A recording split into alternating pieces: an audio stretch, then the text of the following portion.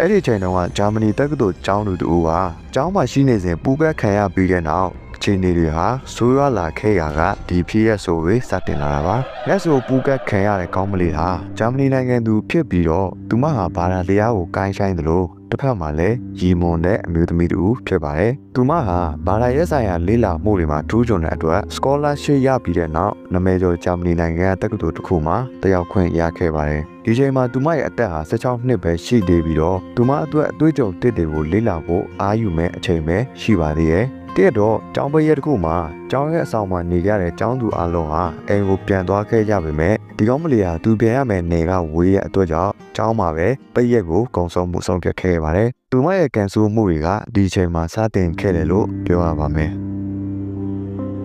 ဒီကောင်းမလေးကငကိုယ်တည်းကအရန်မဆိုးရွားတဲ့အသက်ယောဂတစ်မျိုးကိုခံစားနေရပြီးတော့အဲ့ဒီညမှာသူမရဲ့ယောဂကိုအကြောင်းပြုတဲ့အားနည်းမှုကြောင့်သူမဟာမကောင်းဆိုးဝါးပူကတ်ခြင်းကိုခံခဲ့ရပါတယ်။သူကအဲ့လိုစပြီးကြော်ရခြင်းဟာမနက်3နာရီတိတိအချိန်ဖြစ်လို့မကောင်းဆိုးဝါးပူကတ်တာကဖြစ်နိုင်ခြေရှိတဲ့အတွက်နောက်နေ့ရောက်တဲ့အခါမှာသူမရဲ့အတူနဲ့အခန်းပေါ်တငယ်ချင်းတွေကိုပြောပြခဲ့ပါတယ်။ဒါပေမဲ့ဘလူးကသူမကိုမယုံကြည်ခဲ့ပါဘူး။အလုံးကသူ့ရဲ့အသက်ယောဂကြောင့်ထင်အောင်ထင်မှားဖြစ်တာလို့ပဲထင်ခဲ့ကြပါတယ်။အဲ့ဒီနောက်မှာသူ